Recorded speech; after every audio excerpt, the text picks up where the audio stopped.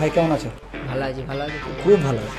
তুমি বলো, এই লাস্ট কদিন তোমার কেমন কাটছে? চারিদিক থেকে কল আসছে, সবাই দেখা করতে চাইছে, বন্ধু বান্ধব খুব খুশি আছে।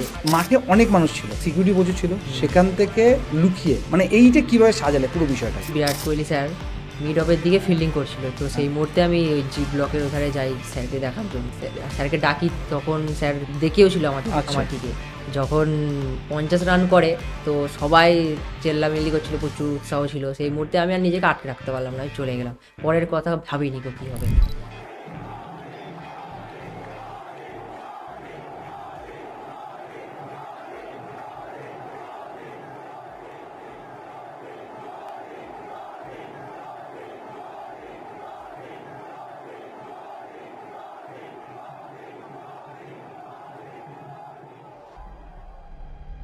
তোমাকে জড়িয়ে ধরেছিল মোস্ট প্রবলি, তুমি যখন জড়িয়ে দিলে তোমাকে জড়িয়ে ধরেছিল স্যার, আমাকে জড়িয়ে ধরেছিল। সেই সময় বুকের হার্টবিট কত জোরে বাজছিল?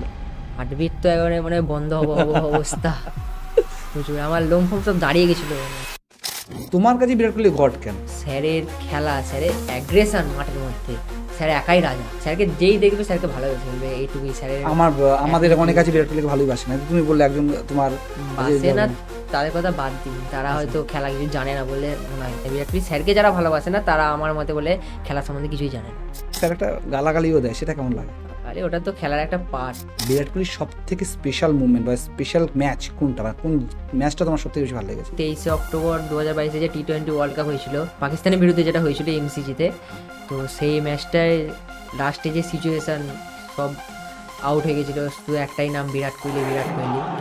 লাস্ট যখন 8 বলে 28 রান যেটা দরকার ছিল ওই ম্যাচটায়, সেটাই স্যার দাঁড়িয়ে থেকে ম্যাচটা জিতিয়েছিলেন।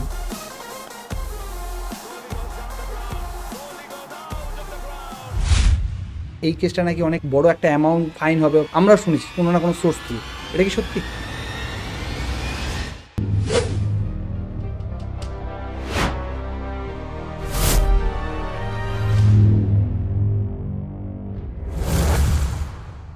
ক্রেজিনেস বা পাগলামি আমরা অনেক দেখেছি, আর এই সোশ্যাল মিডিয়ার যুগে তো ভুরি ভুরি। কেউ ক্রিকেট স্টারের জন্য পাগল, কেউ বলিউড স্টারের জন্য পাগল, কেউ আবার অন্য কোনো টপিকে পাগল। বাট আজকে যিনি গেস্ট, বা আজকে যে গেস্ট, মানে বঙ্গমন্ত্রীর প্রথম যে খুব জুনিয়র একজন গেস্ট, থামলে দেখে অনেকে বুঝিয়ে গেছো কার কথা বলছি। এ আবার বিরাট কোহলির জন্য পাগল। বেসিক্যালি আজকে ওকে নিয়ে পডকাস্ট করার বিষয়টা কিন্তু এটা না যে ও মাঠের ব্যারিকেড ক্রস করে গিয়ে বিরাট কোহলির সাথে দেখা করেছে, আইন ভেঙেছে, তাকে প্রমোট করার জন্য নয়। কিন্তু তার সাথে যখন প্রথম কথা বলি আমরা, তার কিছু সফটনেস আমরা খুঁজে পাই, এবং তার ক্রিকেটের প্রতি যে পাগলামি সেটাও খুঁজে পাই। পুরো পডকাস্টটা দেখলে বুঝতে পারবে যে আমরা হয়তো ম্যাক্সিমাম টাইম কথা বলেছি ওর ক্রিকেট পাগলামি নিয়ে। ওর বিরাট কোহলিকে দেখা করা বা বিরাট কোহলি নমস্কার করা, এই ব্যাপারটা খুব কমই আমার মধ্যে আলোচনা হয়েছে, কারণ নিয়ম ভাঙাটা কখনোই উচিত নয়। সেটাকে আমরা মাথায় রেখেই আমরা সেই জায়গাটা প্রমোট না করে, আমরা শুধুমাত্র তার ক্রিকেট পাগল একটা মানুষ, যে একটা প্রত্যন্ত গ্রাম থেকে উঠে গিয়ে চেষ্টা করছে একটা ভালো জায়গায় ক্রিকেট খেলার, এবং সেখান থেকে ভারতকে রিপ্রেজেন্ট করার প্রচেষ্টায় আছে। তা আজকে ওর মুখ থেকে শুনিনি ওর স্বপ্নের দূরটা কত দূর, আর অবশ্যই যে নিয়ম ভেঙে যে কাজটা করেছে সেটা ওর জন্য কতটা কঠিন ছিল বা কতটা চ্যালেঞ্জ ছিল। তাই পুরো পডকাস্টে দেখুন, আশা করি একটা পাগল ছেলের পাগলামি শুনতে ভালো লাগবে। আর বাকি সবাইদের বলছি, যারা সাবস্ক্রাইব করেননি আমাদের চ্যানেলে, যারা ভিডিও দেখছেন তাদের প্রায় 70 to 80% মানুষ সাবস্ক্রাইবই করেন না। আপনাদের সাবস্ক্রাইব করতে তো কিছু যায় আসবে না, বা আপনাদের কোনো ক্ষতিও হবে না, বাট আমরা খুব মোটিভেট হই। তো প্লিজ সাবস্ক্রাইব করুন আর ভিডিওটা সম্পূর্ণ দেখুন। ভাই কেমন আছো? ভালো আছি, ভালো আছি। খুব ভালো আছি। তুমি বলো, এই লাস্ট কদিন তোমার কেমন কাটছে? মানে জবে থেকে তুমি আর কি বাড়ি এসেছো, সেই দিন থেকে এখন পর্যন্ত কেমন কাটছে তোমার? বাড়ি এসেছি তো কেমন কাটছে, যে খুব আনন্দে আছি, একটু ব্যস্ত হয়ে আছি। চারিদিক থেকে কল আসছে, সবাই দেখা করতে চাইছে, বন্ধু বান্ধব খুব খুশি আছে যে অত বড় একজন আইডলের সাথে দেখা করেছি, ভগবান। তো সবাই আনন্দেই বলছে, কিন্তু একটু ভুল কাজ করেছি, সেদিক থেকে বাবা মা একটু টেনশন আছে। সেটা পরে, সেটি আমরা পরে আগে, মানে আমি এখন বলছি তোমার এখনকার, মানে সে একটা ফেমাস সেলিব্রিটি টাইপের একটা মুড হচ্ছে না, তো সেটা কেমন লাগছে, সেটা কেমন উপভোগ করছো? বেসিক্যালি উপভোগ বলতে একটু ভালো লাগছে, কারণ চারিদিকে যখন বেরোচ্ছি সবাই আমাকে চিনতো না, চিনে যাচ্ছে, খুব মানে ভেতর থেকে ভালো লাগছে, ফিলিংসটা ভালো মনে হচ্ছে। আচ্ছা, তুমি করো কি? আমি এবারে এইচএস দিলাম, আর নর্মাল ক্রিকেটটাই প্যাশন হিসেবে নিয়েছি, ক্রিকেট খেলি। ক্রিকেট খেলো যথারীতি? খেলো কি, মানে কোন সেগমেন্টে আছো? Bowling allrounder. পেস বোলার সম্ভবত নাকি? Pace bowler. কোথায় প্র্যাকটিস করো? করি জামালপুর অ্যাথলেটিক্স ক্লাব আর কলকাতা বেলেঘাটা মন্টু ব্যানার্জি স্পোর্টিং ক্লাব। আচ্ছা, এই যে ধরো প্র্যাকটিস করছো আর তুমি বলে উচ্চ মাধ্যমিক পড়াশোনা করছো, হ্যাঁ। এইটা ম্যানেজ করে, কারণ তোমার ওখান থেকে বেলেঘাটার অনেকটা দূরত্ব, তাই না? তো ওই জায়গাটা ম্যানেজ কী করে হয়? পড়াশোনাটা অতটা দিতাম না, কিন্তু প্র্যাকটিস যেতাম, সপ্তাহে 6 দিনই যেতাম প্র্যাকটিস। পড়াশোনাটা অতটা করতাম না ঠিক। প্র্যাকটিসটা মানে ক্রিকেটটাই আর কি মেন হিসেবে নিয়েছি। মেন। বাড়িতে কে কে আছে? বাড়িতে 2টো দিদি আছে, ঠামা আছে, বাবা মা। তুমি একমাত্র পুত্র আর কি হ্যাঁ। বাড়ির। আচ্ছা, পড়াশোনাটা করো, মানে আদৌ পড়াশোনা হয়? হ্যাঁ, পড়াশোনা হয় আর কি, ওই বলতে গেলে মানে মানে করতে হয় তাই করতে করছি। হয়। আচ্ছা, বাবা কি করেন? বাবা তো একদম চাষি, আর এখন ফলের দোকান আছে, আচ্ছা, ফ্রুটস। তুমি খেলা শুরু করছো কবে থেকে, মানে নিজে প্র্যাকটিস করছো কবে থেকে? যখন ক্লাস 4-এ পড়ি তখন ধরে প্র্যাকটিস করছি। তখন থেকেই প্র্যাকটিস? ওই 9-10 বছর বয়স হবে। বাড়িতে ফুল সাপোর্ট? বাড়িতে বাবা প্রচুর সাপোর্ট করতো। বাবা এখনো নিশ্চয়ই করে? এখনও করে, কিন্তু এখন ফ্যামিলি অতটা ইয়ে না, দিদিদেরকে দেখতে হয়, সেই জন্য অতটা আর্থিকভাবে ততটা সচ্ছল নয় না। আচ্ছা, অসুবিধা এখন তাতে অসুবিধা হয় যে কিভাবে তুমি, মানে ওর একটা খরচার বিষয় আছে না, সেইটা কিভাবে? তার জন্যই গত 1.5 বছর আমার অফ ছিল আরও বলতে গেলে। অফ ছিল মানে ইকোনমিক্যালি সিচুয়েশন আর এটা ঠিকঠাক কন্টিনিউ করতে পারছি না, কন্টিনিউ করতে পারছি না। এখন কি প্ল্যান, মানে এবার এখন কি হবে? তো বাবা চেষ্টা করছে করে দেওয়ার, কারণ অনেকটা জায়গায় সুযোগ পেয়েছি, এখন অনেক জায়গায় জানাজানি হয়েছে, সবাই ডাকছে, তো বাবা বলেছে এবার যাও, অনেকে চেষ্টা করবে আর কি করার, যতটা পারবে এগোবে। আচ্ছা, এই খেলার প্রতি ভালোবাসাটা কবে থেকে, মানে তুমি তো 4 থেকে প্র্যাকটিস করছো ঠিক আছে, বাট এই ছোটবেলা থেকেই আমি সবসময় ব্যাট বল নিয়েই থাকতাম। বাবা সেটা দেখে আমাকে তখন বলে যে তুই যাবি, তো আমি বাবাকেও বলি, তো বাবা সেই মুহূর্তে আমাকে ওই জামালপুরে একটা ছোট মানে ক্যাম্পে আর কি ওখানে ভর্তি করে, ওখান থেকেই আমার জার্নি স্টার্ট হয়। আচ্ছা, খেলার প্রতি ভালোবাসা তোমার ছোটো থেকে, আর বিরাট কোহলির প্রতি ভালোবাসা কবে থেকে? বিরাট কোহলি বলতে স্যার আর কি যবে থেকে আসেন তবে থেকেই খেলার সাথে সাথে বিরাট কোহলিকেও আমি দেখতাম ভালো বরাবর। চ্যাম্পিয়ন ট্রফি জেতার পর তোমার কেমন ফিলিং ছিল, মানে কি সিচুয়েশনটা কেমন ছিল? জেতার পর সিচুয়েশন সবই ভালো ছিল, কিন্তু যখন আউট হয়ে যায় 1 রানে একটু খারাপ লেগেছিল, কারণ আমি ভেবেছিলাম স্যার খেলে স্যারের মানে দেখবো যে খেলে ম্যাচ জিতিয়েছে, সেই মুহূর্তে একটু তো খারাপ লেগেছিল, বাট ম্যাচ জিতেছে, চ্যাম্পিয়ন হয়েছে ইন্ডিয়া, তার জন্য তো অনেক ভালো লেগেছে। আচ্ছা ঋতুপর্ণ, বিরাট কোহলির ওই বিষয়টা বলার আগে তোমাকে যেটা জানার ইচ্ছা সেটা হচ্ছে, বিরাট কোহলি ছাড়া ভারতের টিমে আর কাকে ভালো লাগে? ভারতের টিমে রোহিত শর্মা আছে, কে.এল. রাহুল, হার্দিক পান্ডিয়া, আর এবি ডিভিলিয়ার্সকে ভালো লাগে। সবাই ভালো লাগে, আমার ভীষণ ভালো লাগে ওকে। তুমি বিরাট কোহলির সাথে যে দেখা করবে, মানে এই যে মিটটা করবে, মিটের আগে তো অনেক ঘটনা দেখেছো যেখানে যারা মাঠে যায় মার খায়, অনেক কেস হয়, ঝামেলা হয়, এগুলো তুমি দেখেছিলাম। তারপর থেকে তুমি মানে তবুও এই সাহসটা কোথা দিয়ে এলো যে তুমি দেখা আমি করবে? যতদূর জানতাম যে মারবে, একটু বকাঝকা করবে, গার্জেনকে ডেকে ছেড়ে দেবে, এটাই জানতাম। তার বাইরে কিছু জানতেন না, তার বাইরে জানতাম না এরকম কেস হবে, এটা জানতাম না। কারণ দিল্লি রঞ্জি ট্রফির ম্যাচে হয়েছিল, তো ওকে দেখেছিলাম ওর ইউটিউব ভিডিও, সেইটা দেখেই আমি গেছিলাম। ওইটা দেখে তুমি ইন্সপায়ার হয়েছে? হ্যাঁ, ওটা দেখেও আমি মানে গেছিলাম, যে সাহস পেয়েছিলাম যে আমি যাবো, তাহলে একটু মেরে ছেড়ে দেবে, এটাই যা। এই যে কেসটা হয়েছে, তুমি ভয় লাগছে এখন যে অ্যাজ পার পুরো ক্যারিয়ারটা পড়ে আছে? ভয় তো লাগছে অল্প, কিন্তু যাই সবাই আছে, কিন্তু সেই হিসেবে খারাপ লাগে না অত কি, মানে যা হয়েছে হোক, অ্যাটলিস্ট দেখা তো হয়েছে। দেখা হয়েছে, ভগবানের সাথে দেখা হয়েছে, আইডল আমার হ্যাপিনেস, তার সাথে দেখা করতে পেরেছি। আচ্ছা, মাঠে অনেক মানুষ ছিল, তুমি সিকিউরিটি প্রচুর ছিল, সেখান থেকে লুকিয়ে মানে এইটা কিভাবে সাজালে পুরো বিষয়টাকে? আমার তো টিকিট ছিল এইচ ব্লকের, তো আমি প্রথমে জি ব্লকের এই সাইডে যাই, যে কারণ ওখানে মানে তুমি কি যাওয়া থেকেই মাথায় প্ল্যান ছিল যে আমি ট্রাই করব, মানে হবে কি না হবে সেটা তুমি জানতে না? সেটা মাথায় ছিল না যে আমি টপকে যাব। আচ্ছা, গিয়ে যখন দেখি বিরাট কোহলি স্যার মিড অফের দিকে ফিল্ডিং করছিল, তো সেই মুহূর্তে আমি ওই জি ব্লকের ওধারে যাই স্যারকে দেখার জন্য। একাই মাঠে গেছিলে? একাই গেছিলাম, কেউ যায়নি, যায়নি, একাই গেছিলাম। তো সেই মুহূর্তে যখন যাই স্যারের সাথে ভিডিও করি, স্যারকে ডাকি, তখন স্যার মানে সাড়াও দিয়েছিল, মানে দেখেও ছিল আমার দিকে মানে কি আমাদের দিকে তাকিয়েও ছিল।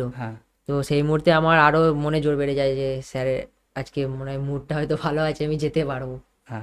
যখন সেঞ্চুরি মানে 50 রান করে, তো সবাই চেল্লামিল্লি করছিল, প্রচুর উৎসাহ ছিল, সেই মুহূর্তে আমি আর নিজেকে আটকে রাখতে পারলাম না, আমি চলে গেলাম, পরের কথা ভাবিনি কি হবে।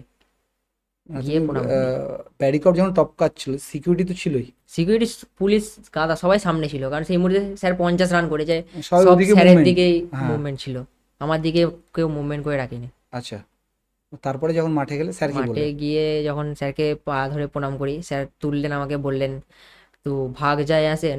প্রথমে বললো উঠ যা, নাম বল আপ, দিয়ে ভাগ যা সিকিউরিটি। আর নামটা বলার সাথে সাথেই যখন সিকিউরিটি মানে স্যারেরই আর কি চেনা পরিচিত আরসিবিরই একজন পার্সন এসে আমাকে নিয়ে যাচ্ছিল, হ্যাঁ। তখন স্যার বলে দিল যে কে কিছু করবে না, হিন্দিতেই বললো উসকো ছোড় দো, মারনা মত, আরামসে লেকে যাও। এইটুকুনি আচ্ছা। স্যারের সাথে কথা হয়েছে। তোমাকে জড়িয়ে ধরেছিল মোস্ট প্রবলি, তুমি যখন হ্যাঁ, জড়িয়ে ধরলে তোমাকে জড়িয়ে ধরছিল। স্যার আমাকে জড়িয়ে সেই ধরেছিল সময় নিজে বুকের থেকে। হার্টবিট কত জোরে বাজছিল? হার্টবিট তো একেবারে মানে বন্ধ হবো হবো অবস্থা। প্রচুর, আমার লোম ফোম সব দাঁড়িয়ে গেছিল, মানে ভগবানের সামনে বুঝতে, আইডল আমার। এই জামাটা পরেছিলে? এই জামাটা পরেই ছিলাম। জামাটা কেচেছো এখন একবারও? না না, জামাটা কাঁচা তো দূরে কথা, আমি কাউকে হাতও অত তো লাগাতে দিইনি আমরা জামাটায়। আমরা সরাসরি শেষ হাত দেওয়া করে মানে অ্যাকচুয়ালি বিরাট কোহলি আমাদেরও খুবই কাছের একজন মানুষ, মানে আমরাও খুব ভালোবাসি সবাই। আমরা কেন, আমাদের ভারতবাসীর প্রায় সকলেই বিরাট কোহলিকে ভালোবাসে। সেখান থেকে তুমি কি টাচ করে এসছো, এটা অনেকটা বড় প্রাপ্তি, কিন্তু তার সাথে সাথে একটা বড় রিস্কও থেকে যায়। হ্যাঁ। যে যে যে কাজটা হয়েছে সেটা নিশ্চয়ই ভুল কাজ হয়েছে, ভুল। বাট সেই সময় আবেগটা অনেকটা বেশি কাজ করেছে। তারপর যখন তোমাকে ধরে নিয়ে গেল, তারপরে প্রসেসগুলো কি কি ছিল? ধরে যখন আমাকে প্রথমে নিয়ে গেল, দিয়ে একটা গাড়ির মানে প্রথমে ভেতরে রাখলো, খেলাটা শেষ হলো। মানে খেলা তখন খেলাটা দেখতে আমি পাচ্ছিলে? দেখছিলাম, আচ্ছা, ওখানে দেখছিলে। নয়, একটা ঘরের মধ্যে নিয়ে গেল, টিভিতে চলছিল, টিভিতে খেলা দেখছিলাম। আর কেউ ছিল সঙ্গে না একাই ছিলে? পুলিশ ছিল গাদা ওখানে। তোমাকেই আটকে সবাই মানে আজকে না, অন্য পুলিশরাও আর কি ছিল ওখানে, মানে ঘিরে বসেছিল হাতা আর কি? ঘিরে মানে ওদের নিজস্ব কাজ করছিল। আচ্ছা আচ্ছা আচ্ছা, আর হ্যাঁ। 3টে পুলিশ আমার সাথে ছিল, আমাকে ধরেছিল। কেউ কিছু বাজে কথা বলছিল না, মানে বাজে কথা বকাবকি বলতে করছিল? একটু বকাবকি করছিল যে কেন গেছিস, এবার ওটাই আর কি। বাজে কথা কি কোনো পুলিশ অফিসার বলেনি, কো মারনে। বাহ। দিয়ে যখন নিয়ে যাচ্ছিল আমাকে, নিয়ে গিয়ে খেলা শেষ হলো, দিয়ে একটা গাড়ির মধ্যে বন্ধ করে রাখলো। আচ্ছা, গাড়িটার মধ্যে প্রায় 1 ঘন্টার কাছাকাছি গাড়ির মধ্যে বন্ধ ছিল। একা বসেছিলে? একা বসে না, আরেকজন ছিল গাড়ির মধ্যে, আচ্ছা। একজনকে দিয়ে বসেছিল। 1 ঘন্টা কাছাকাছি বসেছিলাম, দিয়ে খেলা তখন যখন, ভয় লাগছিল? ভয় কিছু লাগে না তখন, আমি প্রচুর আনন্দে ছিলাম, প্রচুর। আমার কিছু মনেই হয় না আমার কি হবে, আমি সেটাই ভাবিনি কো। তারপর আচ্ছা। নিজের মধ্যেই ছিলাম, একটা অন্যরকম জগতে ছিলাম আমি আর কি। তারপর আরসিবি কেকেআরের বাস যখন বেরিয়ে যায়, তারপর আমাকে নিয়ে যায় ময়দান থানায় প্রথমে। সেখানে নিয়ে গিয়ে সেখানে যে ছোটবাবু আছেন তিনি একটু বকাঝকা করেন, তারপর সিসিটিভি ফুটেজ ফুটেজ সব দেখে বলেন। তারপর ওখানে এক জায়গায় বসায়, বসিয়ে আমার আইডি কার্ড যা ছিল সব নিয়ে ফ্যামিলিকে জানায়, প্রশ্ন করে। তারপর বড়বাবু এসে একটু বকাঝকা করেন। আমি খুব ভাগ্যবান যে কোনো পুলিশ অফিসার আমাকে মারেনি, কো গায়ে হাত দেয়নি। তো সেই মুহূর্তে তারপর স্যার আমাকে বসিয়ে সব ফর্মালিটি যা আছে পূরণ করে, তারপর 3টে অবধি, তখন 3টে 3:30 অবধি আমি ওখানে বসেছিলাম। রাত 3টে? 3:30 অবধি। তো 3:30-এর পর আমাকে খেতে দেয়। খাওয়া দাওয়ার পর ওইখানে যে নর্মাল লকআপ আছে, সেই লকআপে বন্ধ করে রেখেছিল সারা রাত। তারপর কেউ সকালবেলা ছিল লকাবে না একাই ছিলে? লকআপে আমি একাই ছিলাম, আর বাইরে একটা পুলিশ অফিসার ছিল আর কি।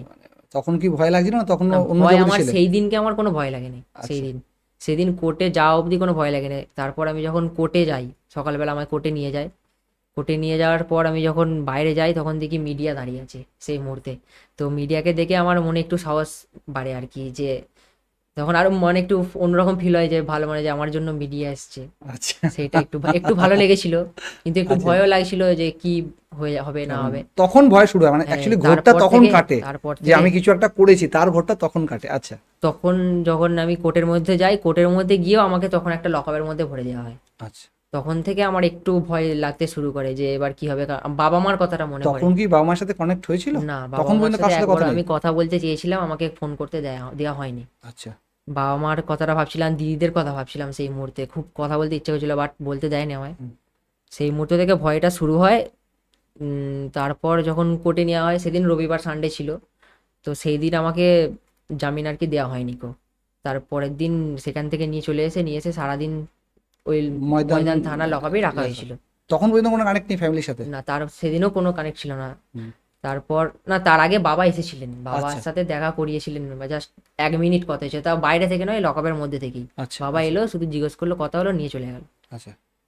তো তারপর যখন তারপরের দিন আমাকে আবার কোর্টে নিয়ে আসা হয়, তখন কোর্টে নিয়ে এসে তারপর জামিন দেওয়া হয়। তারপর থেকে বাবা আর দিদি আনতে গেছিলো আমাকে, তো তখন দেখা হয়। তারপর যখন বাবা আর দিদির মুখ দেখি, তখন আমি একটু মানে রিল্যাক্স ফিল করেছিলাম আর কি, ঠিক আছে। যে না, আমার যখন ছেড়ে দেওয়া হয়, জামিনটা যখন ঘোষণা করা হয়। আচ্ছা, তারপরে পুলিশের দিক দিয়ে তারপরে ফিডব্যাক কি ছিল, মানে তারপরের প্রসেস, মানে তারপরে প্রসেসগুলো কি হচ্ছে মানে হবে? তারপরে তো আমি যখন বাইরে বেরিয়ে, আমি মিডিয়া ঘিরে ধরেছিল, মিডিয়ার সাথেই আর কি সব কথাবার্তা, মানে 3-4 জন ধরেছিলেন। হুম। দিয়ে কথা বলে বাসের মধ্যে যাই, তখন পুলিশের সাথে আর কোনো কন্ট্যাক্ট ছিল না। সেই মুহূর্তে আমি যখন বাসে উঠি কোর্ট থেকে, তো বাসের যে কন্ট্রাক্টর আমাকে দেখে প্রথমে বলে তুমি সেই ছেলেটা না যে বিরাট কোহলি পা ধরেছিলে। আচ্ছা তো তখন শুনে আমার একটু অন্যরকম ফিল হয় যে হ্যাঁ সবাই আমাকে চিনে যাচ্ছে এবার। তো বাসের কন্ট্রাক্টর সেই মুহূর্তে আগে আমার থেকে সেলফি তুলবে, অন্য একজন ভাড়া দিচ্ছে, ভাড়া নেননি, আচ্ছা কিন্তু আগে আমার সাথে সেলফি তুলবে। আচ্ছা সেলফি সেই মুহূর্তে তোলা হয়নি। তো হাওড়া যখন পৌঁছাই বাস সাইডে দাঁড় করিয়ে আগে আমার সাথে সেলফি তোলে। ও সেলফি তোলার পর তারপর তখন বাসে বাবা উঠে যাই। দিদি সঙ্গে বাবা ছিল? বাবা খুবই খুশি ছিল তখন, আচ্ছা, দিদি আচ্ছা। একটু টেনশন ছিল, বাবা খুবই খুশি ছিল যে মানে মানুষ কেস খাওয়ার পর বা ঝামেলার পর যে ভয় পায়, তোমার জীবনে এই ঘটনাটা পুরো উল্টো। অন্যরকম হয়েছিল। আমি মানে আমাকে সাপোর্ট করছিল। আমি কেস খাওয়ার পর এই কেসটা হওয়ার পর একটা পুলিশের খাতায় নাম গেছে, জেলে থেকেছি, কিন্তু আমার সেটা মনে হচ্ছিল না যে আমি জেল থেকে বেরিয়ে এসেছি আচ্ছা যখন আমার সাথে সেলফি তুলতে আসে। তো সেই মুহূর্তে বাস থেকে নেবে সেলফি তোলার পর আমি যখন ট্রেনে যাই, ট্রেনেতেও 3-4 জন দাদা আমাকে প্রথমে চিনতে পেরে যায়, দিয়ে আমার ভিডিওটা দেখা তুমি না, তখন আমি এই ড্রেসটা পরেছিলাম, দিয়ে এই ড্রেসটা আর কি। ট্রেনেতে 7-8 জন মিলে আমাকে ঘিরে ধরেছিল, দিয়ে সব ছবি তুললো, জিজ্ঞেস করছিল কি বলছিল না বলছিল স্যার, সব কথা হয়। তারপর বাড়িতে যখন আসি মাকে দেখে তো প্রথমে আমার একটু চোখে জল বেরিয়েছিল আর কি। মাকে অনেকদিন বাদ দেখলাম, 2 দিন দেখিনি মাকে, খুবই কষ্ট লাগছিল। মাও আমাকে দেখে একটু মানে কি বলবো সান্ত্বনা পেয়েছে মন থেকে যে না ছেলে বাড়ি ফিরে এসেছে। দিয়ে মাকে জড়িয়ে ধরেছিলাম প্রথমে, তারপর ঠামা ছিল, ঠামার সাথে কথা হয়। ছদ্দি তো জানি না, ছদ্দিও দেখে খুব খুশি হয়। ছদ্দিকে তো সবাই জিজ্ঞেস করছে যে ভাই তোর এটা, ছদ্দির বন্ধুরা সবাই আসছে, ছবি তুলছে, ভিডিও কল করছে, আমাকে দেখাচ্ছে, বাহ চারিদিক থেকে ভিডিও কল করে শুধু আমাকে দেখবে একবার। বাহ। এই যে মায়ের কথা বললে, মানে বাড়িতে কি মায়ের সাথে খুব বেশি টাচ? মাকে খুবই মানে সবাই ভালোবাসি। থাকে, মানে বেসিক্যালি মায়ের মাকে ফিলিংস না সব থেকে দেখতে পেলে আলাদা। না আর কি কষ্ট হয়। মানে মাকে দেখিনি সারাদিন, বা দেখা তো দূর কথা, একটা কথা আমাকে বলা হয়নি বলতে পুলিশ থেকে। দেয়নি। ওই কথাটা আমি বলতে চেয়েছিলাম, ওইটুকু একটু হেল্প করলে ভালো হতো। আচ্ছা, কিছু কিছু জায়গায় শোনা যায় যে তোমার এই কেসটা নাকি অনেক বড় একটা অ্যামাউন্ট ফাইন হবে, প্লান্টি হবে, এরকম কিছু একটা খবর আমরা শুনেছি কোনো না কোনো সোর্স থ্রু। এটা কি সত্যি? এটা সত্যি নয়, আমার কোনো ফাইন হয়নি, কিন্তু জাস্ট ওই অ্যাডভোকেটের যে মানি আর কি সেটাই দেওয়া হয়েছিল, কোনো খরচ হয়নি, বাকি এক্সট্রা বাকি কোনো ফাইন আমার হয়নি। তারপরে মানে সেই ঘটনা থেকে এখন পর্যন্ত কি স্যারের সাথে, মানে বিরাট কোহলির সাথে কি তোমার আর কোনো রকম কানেক্ট কিছু কোনো যোগাযোগ করার ব্যবস্থা করতে পেরেছো? স্যারের সাথে যোগাযোগ হয়নি, কিন্তু অনেক টিভি চ্যানেল থেকে এসেছিল। একটা স্যার এসেছিলেন, তিনি বলেছিলেন যে এবার তুই এরকম ভাবে যাবি না, আমার সাথে আমার কন্ট্যাক্ট নাম্বার নিয়ে নে, তোর দেখা করার ইচ্ছে হলে আমায় বলবি, আমি করিয়ে দেবো। বাহ মানে লোক এসে আমার সাথে এরকম যোগাযোগ করে বলে দিয়েছিল। তো বাহ। আমি তারপর থেকে একটা টেনশন ফিরে এলাম যে কিছু হয় না। স্যারের সাথে যোগাযোগ হয়নি। ভবিষ্যতে কি তোমার স্যারের সাথে মানে বিরাট কোহলির সাথে দেখা করার কি আর কোনো ইচ্ছা আছে, মানে এইভাবে না গিয়ে সঠিকভাবে? সঠিকভাবে তো দেখা করার ইচ্ছা আছে, এইভাবে তো আমি বারণ করব, কারণ আমার যেই প্রোটোকল ভেঙে যাওয়া যে কাজটা আমি করেছি সেটা একদমই ভুল। সেই কারণে সবাইকে আরো বারণ করব, কারণ যে এইভাবে না করা, কারণ আমার সেই দিন লাক সাথ দিয়েছিল। সত্যি কথা বলতে আমি খুব লাকি পার্সন ছিলাম সেদিনকে, যে আমাকে কেউ মারধর করেনি, আমার অতটা ক্ষতি কেউ হয়নি। এবং তো ফাইনও তেমন কিছু ফাইন আসছিল না। কিছু হয়নি। তো ঠিক। তারপর মুহূর্তটাও আলাদা ছিল, কারণ সেই মুহূর্তে আরসিবি জিতছে, সেই অবস্থায় তারপর স্যার 50 রান করেছে। তো মানে স্যারও খুশি ছিল। স্যারও খুশি ছিল, আর আরসিবিয়ানরা সবাই খুশি ছিল। সেই জন্য সেই মুহূর্তটা জন্য আমি আর কি কোনো অনেকটা সাজা সেভ পাইনি, হয়ে সেভ গেছো করেছি। আর কি। আচ্ছা, অবশ্যই আমারও একই বক্তব্য যে এরকম প্রোটোকল ভেঙে না যাওয়াই উচিত, কারণ অ্যাকচুয়ালি বেসিক্যালি এটা আমাদের নিয়ম ভেঙে যাওয়া, আর তাতে অনেক কিছু ক্ষতি হতে পারে। স্যারেরও যেমন বা যারা খেলছে তাদেরও একটা ডিস্টার্ব হওয়া, সঙ্গে বাকি তো অনেক সমস্যা থাকেই। প্লাস আমি যখন বেড়া টপকে উঠছিলাম না, আমার পা সেই মুহূর্তে আটকায় নাই, সেকেন্ড যখন যে বেড়া মানে ছিল ছোটটা, হ্যাঁ। ওটাতে আমি স্লিপ খেয়ে পড়ে যাচ্ছিলাম, আমার পাটা কেটেও গেছে, অলরেডি লেগেওছে। তো ওখান থেকে যখন আমি বেড়াটায় উঠছিলাম, ওখান থেকে যদি পড়ে গিয়ে হাত ভেঙে যেত, সেটাতেও একটা অন্যরকম আরো হতো। আরো বড় বিপদ হতে পারতো। হ্যাঁ, কারণ তাড়াহুড়োর মধ্যে আস্তে আস্তে গেলে একটা কথা ছিল, তাড়াহুড়ো আর করে তখন তো আসতে যাওয়ার কোনো প্রশ্ন তখন নেই। যদি কোনো পুলিশ অফিসার পেছন দিক থেকে টেনে দিত, এটা আরো খারাপ হতো। না, ঠিক তখন আছে, এমনি একদম। সেই জন্য ভবিষ্যতে কি হতে চাও? আমিও তো ক্রিকেটার হতে চাই স্যার, আমাদের বড় ক্রিকেটার, প্র্যাকটিস করছি সেইভাবে স্যারের সাথে আবার দেখা করতে চাই। আমিও খেলবো ইডেনে, আমাকেও সবাই দেখতে আসবে, বাহ। সেইটা হওয়ার খুব ইচ্ছা আছে। ইন্ডিয়াতে খেলবো, আমার জন্য সবাই বলবে যে খেলছে ছেলেটা। ঋতুপর্ণ হ্যাঁ, নামটা সবাই জানবে। নামটা অবশ্যই এখন সবাই জেনে গেছে, বাট তুমি ওইভাবেও নিজেকে পরিচয় করা দেবে, এটা খুব ভালো। ওইভাবে করার ইচ্ছা আছে এবার। শুনে খুব ভালো লাগলো।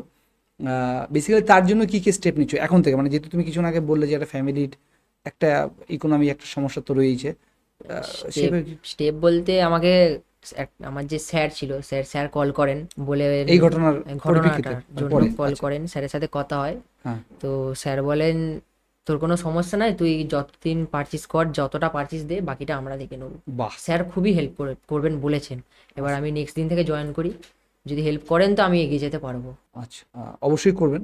তুমি বয়স খুব কম তোমার, এবং তোমার সাথে কথা বলে ভীষণ ভালো লাগছে। তুমি প্রত্যন্ত একটা গ্রামে থাকো যেটা বললে, সেখান থেকে একটা ক্রিকেটার হওয়ার স্বপ্ন, এটা শুরুটা কি করে হয় এবং তার প্রসেসটা কিভাবে তুমি শুরু করেছিলে? শুরু করেছিলাম আমি তখন ছোটবেলায় যখন খেলতাম আর কি, হ্যাঁ, তখন বাড়িতেই? বাড়িতে তো অত মানে ব্যাট কেনার পয়সা ছিল না, তো আমরা ওই বাঁশ কেটে আর কি ব্যাট হ্যাঁ, বানিয়ে, বাঁশ কাঠ, ছোট ছোট কাঠ বানিয়ে, সেগুলো হ্যাঁ। কেটে ব্যাট বানিয়ে খেলতাম হুম। বল নিয়ে। তো খেলতে খেলতে বাবা যখন বলে যে তোর খেলার ইচ্ছা আছে, আমিও বলি খেলবো। তো বাবা একটা ওই জামালপুরে একটা ক্যাম্পে জয়েন করায়, ওখানে তখন 3000 না, ও কিছু একটা অ্যামাউন্ট ফি নিয়েছিল, যাই হোক, ফিস হ্যাঁ। নিয়েছিল, আর মান্থলি তখন 250 টাকা করে নিত। মান্থলি? 250 টাকা করে নিত। তো কদিন আমি যেতে খেলতে? ওখানে প্র্যাকটিস যেতাম বৃহস্পতি, শনি, রবি, দুপুর 4 দিন? হ্যাঁ, বৃহস্পতি আর শনি হচ্ছে দুপুর 2টো থেকে বিকেল 3 5টা। দিন, সরি 3 দিন, বৃহস্পতি শনি রবি, 3 দিন, হ্যাঁ। বৃহস্পতি আর শনিবার দুপুর 2টো থেকে হতো 5টা অবধি, 6টা অবধি, আর রবিবার সকালে প্র্যাকটিস হতো 10টা থেকে। মানে যে কোচ থাকতো সে তোমাদের পুরো ট্রেন করাতো? আচ্ছা, তারপরে? তো সেখান থেকে প্র্যাকটিস করতে করতে তখন আমি অনেক জায়গায় খেলেছি, ম্যাচ খেলেছি, যেমন দুর্গাপুর, আসানসোল, এইদিকে সবাই খেলেছি। জুনিয়রদের সেই সময়? হ্যাঁ, খেলেছি। বাহ।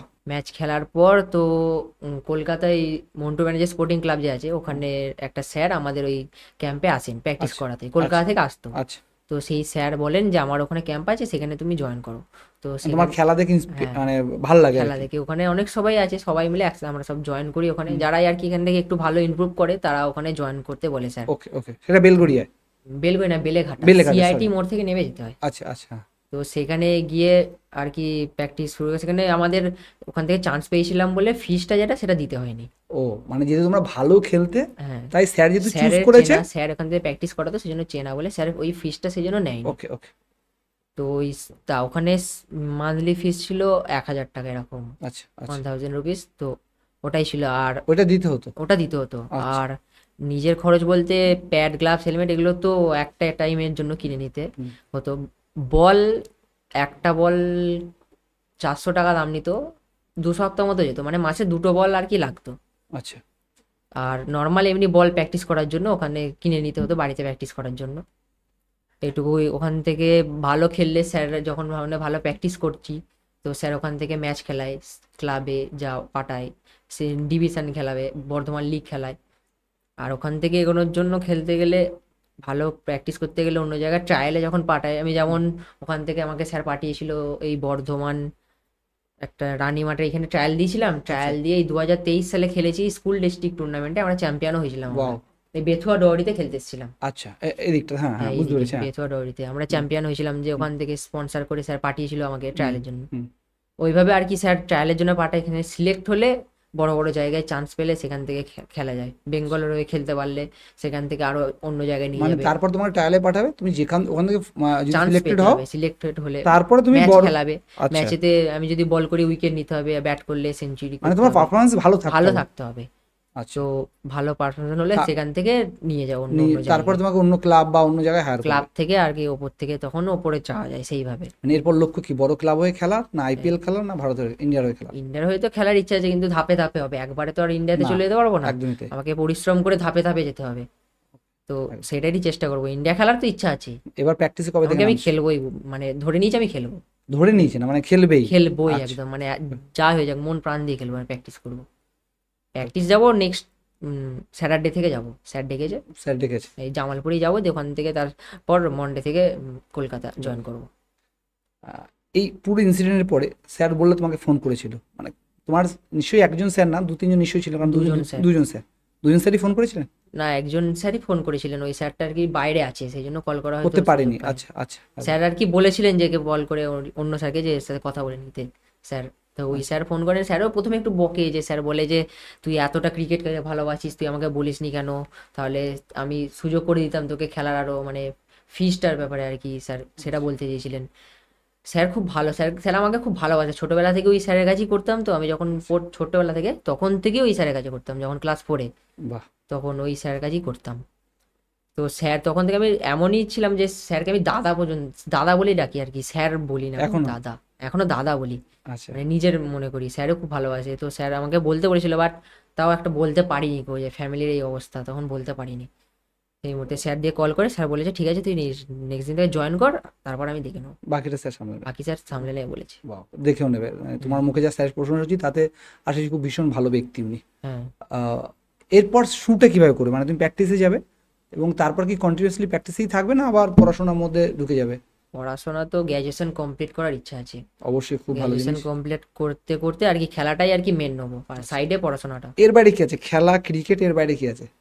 এর বাইরে তো একটু মানে ঘোরা জীবনে অন্য পছন্দ কেউ- করি, ঘোরা পছন্দ করি, বাট সময় পেলে আর আমি কি অন্য কিছু বলছি, মানে প্রেম সম্পর্ক এরকম কি আছে? সম্পর্ক তোমাকে জিজ্ঞাসা করবো না তোমার এই দাদা বন্ধুদের জিজ্ঞাসা করবো? তো একই বলবে, মানে আছে বললেই চলে, জাস্ট ওটা। সে জানে এই ঘটনার পর সে বকেনি, না সে কিছু বলেছে? সে তো কাঁদছিল দুদিন, কথা হয়নি বলে। রেগে গেছে নাকি? রাগ তো অবশ্যই হবে। বাড়িতে জানে? বাড়িতে জানে আর কি, মা বাবা দিদিরা জানে, মানে তুমি বাবা কি- না, বাবা জানে না, মা আর দিদিরা আচ্ছা, জানে। তুমি কি এই পডকাস্ট থ্রু সবাইকে বলছো যে তোমার প্রতি আর কেউ ইমপ্রেস না হতে? মানে তুমি তো এখন সবার চোখের মণি হয়ে আছো। হ্যাঁ, তো প্রচুর মেসেজ আসছে, প্রচুর প্রচুর কি ডিএম মেয়েদের বেশি? প্রচুর ডিএম আসছে। কি আননোন না পরিচিত? আননোন আননোন প্রচুর ডিএম আসছে ইনস্টাগ্রামে, রিপ্লাই দিচ্ছ? যতটা পারছি চেষ্টা করছি দেবার, বাট দিদি বলে সম্বোধন করছি। কেউ অ্যাপ্রোচ করেনি, প্রপোজ করেনি তো? কিছু কিছু বলেনি তো? কালকে যখন আমি ইনস্টাগ্রামে আবার লাইভ আসি, তো সেইখানে একটা মেয়ে আর কি বলছিল যে তোমাকে ভালো লাগে, তোমার সাথে কথা বলতে চাই, তখন আমার আর কি ওই গার্লফ্রেন্ডের কথা জেনে যায়, তো তখন আমি দিদি বলে দিই আর কি, আমাকে দাদা বলে দেয় তখন বাহ, সেই মুহূর্তে। কারণ গার্লফ্রেন্ড লাইভে ছিল, জয়েন দিদি ওখানেই ছিল। লাইভে যদি ছিল। না থাকতো তুমি কি কথা বলতে? মানে তুমি কি বলতে চাইছো? না, কথা বলতাম মানে দিদি হিসেবে, জাস্ট আমি as a Virat Kohli fan হিসেবে। আচ্ছা, বাহ, ভীষণ ভালো। আচ্ছা, এখানে না আমাদের টিম থেকে একজন প্রশ্ন আছে, মানে একজন জিজ্ঞাসা করার খুব ইচ্ছা তোমাকে করলো বারবার, সেটা হচ্ছে তোমার চুলের স্টাইলটা ধোনির মতো, তুমি বিরাট কোহলির ফ্যান, বিষয়টা কি? মানে ধোনি ধোনি কোথায় হারিয়ে গেল এর মধ্যে? ধোনির মতো বলতে আমি ধোনিকে দেখে চুলটা রেখেছি, সেটা কোনো মানে মানে ধোনিকে আমি সেরকম কোনো ব্যাপার না। কোনো ব্যাপার না, আমার চুলটা আমার শখ। তারপর আমি তো ভেবেছিলাম চুলটা কেটে দেবো, কারণ বাড়ি থেকে সবাই বলছে যে চুলটা কেটে দে, আবার খেলতে গেলে চুলটা অসুবিধা মানে হয়। একটু অসুবিধা হয়, বোলিং এর জন্য মেনলি আর কি। হুম। তো আমি যখন স্যারকে প্রণাম করি, আমার যে মাথা পুরো স্যারের পায়ে ঠেকেছিল, সেই হিসেবে আমি এই চুল আর জীবনে কাটতে চাই না। এই অনেক বড় হয়ে যাবে তো। না, যতটা রাখা পারবো যায় রাখবো, চেষ্টা করবো। রেখে দেবে। আর এই জামাটা কি করে বলো? জামা তো ফ্রেম অলরেডি, আমাদের দিয়ে যাও, আমাদের সবাই আছে এখানে, রেখে দাও। জামা অলরেডি আমার ফ্রেম করতে মানে কাঠের মানে সাইজ যে ফ্রেমের জন্য বলা হয়ে গেছে অলরেডি, বাহ, কালকেই মনে হয় হয়ে যাবে। আর যে মাথায় যে ব্যান্ডটা ছিল ওইটাও দুটো একদম ফ্রেম করে ওখানে রেখে ফ্রেম দেবে। করে রেখে দেবো। এইটা মানে এটা আমাদের সবার তোমার কাছে আবদার যে তোমার যেটা ফ্রেম করে রাখছো, এরকম আমাদের ভারতেরও কোনো ট্রফি, একটা না অনেক ট্রফি যেন তোমার এরকম ফ্রেম করা থাকে। এটা আমাদের সবার রিকোয়েস্ট আর কি, মানে সেইভাবে ফোকাস করো বাকি জিনিসে। মানে চালিয়ে যাবো। অ্যাকচুয়ালি আমাদের সব থেকে ছোট গেস্ট তুমি, যারা বঙ্গমন্ত্রে এসছে। আর যদিও বঙ্গমন্ত্রে এরকমই মানুষ আসে যারা একদম আমাদের গ্রামগঞ্জ থেকে আসে এবং তারা কিছু ভালো মন্দ কাজ নিয়ে, যদি তোমার কাজটা আমি বললাম তুমি ভালো করেছো, বাট হ্যাঁ একটা বড় সাহস, একটা স্টেপ নিয়েছো, যেটা আশা করি তোমার কেরিয়ারেও নেবে। এবং তার ফলে আশা করি যদি এই ফোকাসটা তোমার কেরিয়ারে থাকে, একটা না একাধিক ট্রফি, একাধিক ফ্রেম তোমাকে করতে হবে, এটা আশা রাখছি। আমরা এতক্ষণ সব পজিটিভ কথা বললাম, আমরা বিরাট কোহলি সম্পর্কে বললাম, আমরা ভারতের টিমের সম্পর্কে বললাম। আমার না টিমের বাকিরা সবাই তোমাকে দেখার জন্য দাঁড়িয়ে আছে, হ্যাঁ বাকিরা। যাই হোক, তো বিরাট কোহলি তোমার সবসময় তুমি বিরাট কোহলি as a ভগবান হিসেবে দেখছো, বাট বিরাট কোহলি আমার ট্রোল হয়, যেখানে অনেক বাজে কথা হয় সোশ্যাল মিডিয়া, আর সোশ্যাল মিডিয়াতে সব থেকে বেশি হয়। সেই সময় কি লোকের সাথে তর্ক করতে ইচ্ছা করে নাকি সরে যেতে না ইচ্ছা না, করে? ইগনোর করে দিই তাদের, কারণ তর্ক করলে কথা বললে কথা বেড়েই যাবে, সেই জন্য তাদের ইগনোর করি। আমার মনে যারা বিরাট কোহলিকে হেট করে বা ট্রোল করে, তাদের সাথে কথা না বলাই ভালো, অ্যাজ এ বিরাটিয়ান ফ্যান। এরকম এই বন্ধু বান্ধব যারা এসছে বা এরকম আরো বন্ধু বান্ধব যারা হয়তো অনেকেই বিরাট কোহলিকে পছন্দ করেন, হতেই পারে, আচ্ছা, তো সেরকম তার আমার মধ্যে নিজের বন্ধুই আছে যে বিরাট কোহলিকে পছন্দ করে না, সবসময় ফ্রেন্ড হিসেবে থাকি, আইপিএল এলেই মানে আইপিএল এলেই ও ধোনি ফ্যান, আমি এই কদিন আগে আমি একটা রিল দেখলাম জানো তো, এরকমই মানে খুব কাছের বন্ধু, সারা মাস একটা রিলই দেখলাম, বিরাট মানে আইপিএল এলেই মারামারি লেগে যায় দুজনের মধ্যে। আইপিএল এলেই মারামারি। মানে এই নিয়ে কোনদিন কারোর সাথে ঝগড়া অশান্তি হয়েছে কিছু? ঝগড়া অশান্তি হয়েছে, Serious ভাবে? সিরিয়াস না, সিরিয়াস ঝগড়া অশান্তি আমরা জীবনে করিনি। মানে ঝগড়া হচ্ছে যে তুই না, বিরাট কোহলি বেশি ভালো, ধোনি বেশি ভালো, এটা নিয়ে আর কি তর্ক হয়। তর্ক হয়। কিন্তু যেদিন হয় সেই মানে যেই মুহূর্তে হয় সেই মুহূর্তেই, তারপর বাহ, আবার বন্ধু। বাহ, বাহ। মানে তোমার ভাবনা চিন্তার মধ্যে অনেক বেশি ম্যাচুরিটি, ভালো লাগছে ভীষণ তোমার সাথে কথা বলতে। 22 তারিখ তোমার খেলা ছিল, তুমি যেভাবে বললে তাতে তুমি 24 তারিখে বাড়ি ঢুকেছো। তারপর থেকে অনেক সাংবাদিক, অনেক ইউটিউবার তোমার সাথে কানেক্ট করেছে। সবার প্রশ্ন উত্তর দিতে তোমরা হাঁপিয়েও গেছো, সবাইকে একই উত্তর দিতে হয়, একই উত্তর আমাকে হয়তো দিচ্ছি, একই দিতে ওটাই। হলো। এরকম কিছু ঘটেছে যেটা তোমাকে আসার পর থেকে তোমাকে খুব বাজে মুভমেন্টের সাক্ষী হতে হয়েছে বা বাজে কথা শুনতে হয়েছে? ঘটেছে বলতে ওই কালকে একটু ঘুরতে গিয়েছিলাম, সেখানেই ঘটেছিল মানে একদিন। ঘুরতে মানে? ঘুরতে মানে আর কি বাইরে গিয়েছিলাম আর কি, বাড়িতে সবসময় তো প্রেস মিডিয়া এসেই যাচ্ছে, কোথাও বেরোতে পারছি না, তাও অন্ধকারে বেরিয়েছিলাম রাত্রিরে। আচ্ছা, তো তাও ওখানেও অনেক ফ্যান আসে, মানে আমার ফ্যান হয়ে গেছে, বিরাট কোহলির নয়, বলছে আমি তোর ফ্যান। আচ্ছা। এসে সেলফি তোলে, সবকিছু করে। হ্যাঁ। তার মধ্যে আমি যখন চা খেতে বসি তখন একজন কাকু এসে বলেন যে তোর এটা করা উচিত হয়নি, তুই করেছিস কেন, তোর আবেগের জায়গায় আর কি একটু বকছিল আর কি, মানে ওনার দিক থেকে যেটা ভালো লেগেছিল সেটাই আর কি বলছিল। স্বাভাবিক, দেখো কাজটা তো একদমই ঠিক না, হ্যাঁ, অবশ্যই ভুল কাজ হয়েছে। হ্যাঁ, আমিও মানছি যে এটা ভুল কাজ, ভুল কাজ কিন্তু হয়েছে। আমি আবেগের বসে করে ফেলেছি, কারণ হ্যাপিনেস ঠিক আছে, ছিল। আশা রাখবো এরকম আর কেউ না করুক, কারণ এতে অনেক কিছু ডিস্টার্ব হয়, অনেক সিস্টেম ব্রেক হয়। ঠিক আছে, কারণ একটা কাজের সবাই তোমাকে অ্যাপ্রিসিয়েট করবে না, আবার কেউ তোমাকে পজিটিভও বলবে না বা নেগেটিভও বলবে না সবাই।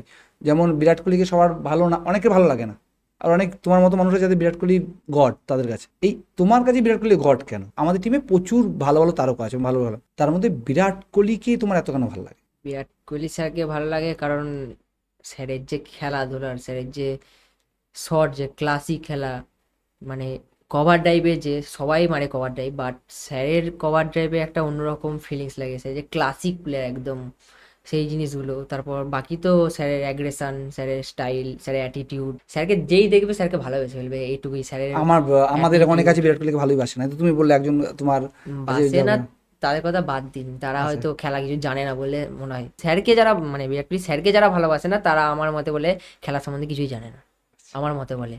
কারণ স্যারের খেলা, স্যারের অ্যাগ্রেশন মাঠের মধ্যে, স্যার একাই রাজা। সেটা পরে স্যার অ্যাগ্রেসিভতে স্যার একটা গালাগালিও দেয়, সেটা কেমন লাগে? আরে ওটা তো খেলার একটা পার্ট, স্যারের অঙ্গ সেটা। তো সেটা নিয়ে কোনো মানে কথা বলা নাই, সেটা স্যারের মধ্যেই আর কি। তো ওগুলো তো হয় নর্মাল ব্যাপার খেলার মধ্যে। আর বাকি স্যারের যে খেলাধুলা, শরীরের মধ্যে বলতে গেলে স্যারের স্টাইল, হেয়ার স্টাইল। তোমার এই হেয়ার স্টাইল নিয়ে এই মাত্র কথা হলো তোমার সাথে আমার, স্যারের তুমি স্যারের হেয়ার স্টাইল ভালো লাগে কিন্তু কিন্তু চুল স্যারের রেখেছো মধ্যে ধোনির মতো। রাখিনি, কারণ আমার নিজস্ব একটা অন্যরকম আচ্ছা, ভালো লাগে মানে তাই, নিজে কিছু আচ্ছা, বুঝতে পেরেছি। নিজের মতো। বাট স্যারের হেয়ার স্টাইল আমি প্রথম প্রথম স্যারের হেয়ার স্টাইল প্রচুর রাখতাম, বাবার কাছে কাঁদতাম যে স্যারের মতো চুল কাটবো। হুম। বাবা প্রথম বকতো যে না, ওরকম কাটা যাবে না। তো স্যারের হেয়ার স্টাইল, আবার স্যারের অ্যাটিটিউড, পার্সোনালিটি, এগুলো খুবই ভালো লাগে। স্যারের মন প্রচুর বড় মন, সত্যি কথা বলতে। আমি প্রথম দেখাই যখন আমি স্যারকে যখন পা ধরি, স্যার আমাকে ভাই বলে সম্বোধনা জানায়, বলে ভাই উঠ যা, যখন ভাই বলে তখন স্যারের বড় মন অনেক।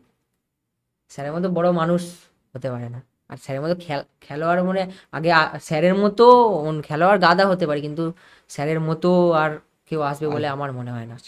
মানে তুমি যতবার এটা আমি অন ক্যামেরাই বলছি, তুমি যতবার স্যার বলছো না বা যতবার কথা বলছো, তখন তোমার চোখের মধ্যে না মানে সে একটা কেমন ফিলিংস যে তুমি কোনো একটা কাছের মানুষের কথা বলছো। মানে তোমার মুভমেন্ট যদি কেউ ভালো করে দেখে জুম করে, তুমি যতবার স্যার বলে, সিরিয়াসলি মানে তুমি যতবার স্যার বললে বা যতবার আমরা কোহলি স্যারের ব্যাপারে আলোচনা করলাম, ততবার তুমি, আমার মনে হয় না তুমি এত মন দিয়ে তোমার বাবার কথাটাও বললে, মানে তোমার বাবার কথাও বলেছো, বাট তুমি স্যার বলার সময় যতটা তোমার মধ্যে ফিল কাজ করছে ততটা অন্য কথার মধ্যে বেরোয়নি। আচ্ছা, তুমি বলছো তুমি বিরাট কোহলি খুব ফ্যান, তো বিরাট কোহলির সব থেকে স্পেশাল মুভমেন্ট বা স্পেশাল ম্যাচ কোনটা, মানে কোন ম্যাচটা তোমার সব থেকে বেশি ভালো লেগেছে? স্পেশাল ম্যাচ বলতে বিরাট কোহলির সব খেলাই আমার ভালো লাগে। আচ্ছা। স্যারের মানে সমস্ত ইনিংসই ভালো লাগে, বাট তার মধ্যে একটা হচ্ছে 23শে অক্টোবর 2022 যে T20 ওয়ার্ল্ড কাপ হয়েছিল। ডেটও মনে আছে? ডেটও মনে আছে, ওটা পাকিস্তানের বিরুদ্ধে যেটা হয়েছিল এমসিজিতে। হ্যাঁ। তো সেই ম্যাচটায় লাস্টে যে সিচুয়েশন, সব আউট হয়ে গেছিলো, শুধু একটাই নাম বিরাট কোহলি, বিরাট কোহলি। লাস্ট যখন 8 বলে 28 রান যেটা দরকার ছিল ওই ম্যাচটায়, সেটায় স্যার দাঁড়িয়ে থেকে ম্যাচটা জিতিয়েছিলেন।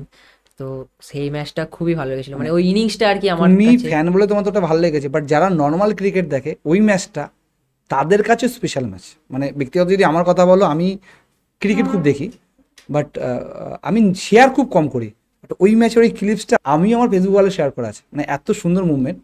আর একটা কথা মনে হয় তুমি মিস করে গেছো, সেটা হচ্ছে ভারত পাকিস্তান মানে কিন্তু বিরাট কোহলি, হ্যাঁ, এটা কিন্তু কোনো ভুল নেই, কিং কোহলি। কিং কোহলি।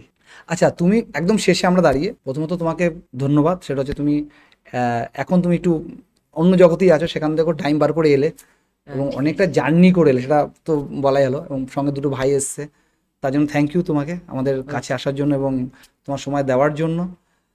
আর শেষে কি বলবে, মানে তুমি যে ঘটনাটা ঘটেছো বা যে ঘটনা পুরো ইনসিডেন্ট হয়েছে তার জন্য তুমি সবার কাছে কি বলবে? প্রথমে আমি সবার কাছে হাত জোড় করে ক্ষমা চাইছি, কারণ যে কাজটা আমি করেছি সেটা মানে পদ্ধতিটা ভুল, কিন্তু করেছি কারণ আবেগের বশে করেছি, পদ্ধতিটা ভুল, ওটা কাউকে করতে বারণ করব, কারণ তার ফ্যামিলির কথা ভেবে বা তার সিচুয়েশন কেমন থাকবে সেইটা ভেবে, ঠিক। তাকে কিরকম কি থাকবে সেটার জন্য সবাইকে বলবো যে এটা যেন না করো, কারণ এটা পুরোপুরি ভুল। ওকে, বিরাট কোহলিকে দেখার স্বপ্ন তো আছে, কিন্তু সবাই অন্যরকম ভাবে চেষ্টা করে, এই প্রোটোকল ভেঙে করতে বারণ করব, এটাই। বাহ, তোমার এই জিনিসটা খুব ভালো লাগলো যে তুমি সবার কাছে ক্ষমা চাইছো। অনেকেই পারে না, অনেকের মধ্যে অনেক কিছু কাজ করে। ওভারঅল থ্যাংক ইউ, বাকি ভাইদেরও থ্যাংক ইউ ভাই ওর সাথে আসার জন্য। আর আশা করছি ভবিষ্যতে আমরা আর একদিন বসবো, যেখানে তুমি হয়তো কোনো, তখন আমাদের ভুলে যেও না, যখন তুমি সেলিব্রিটি হয়ে যাবে না, তখন মনে রেখো আমাদের ভুলে যেও না। হ্যাঁ, এসো, আজকে থ্যাংক ইউ।